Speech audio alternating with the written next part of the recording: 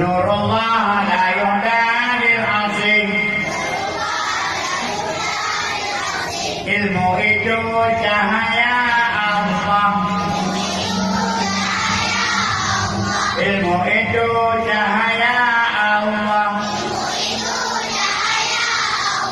Ilmu itu cahaya Allah. Cahaya Allah tak akan diberikan bagi orang maksiat.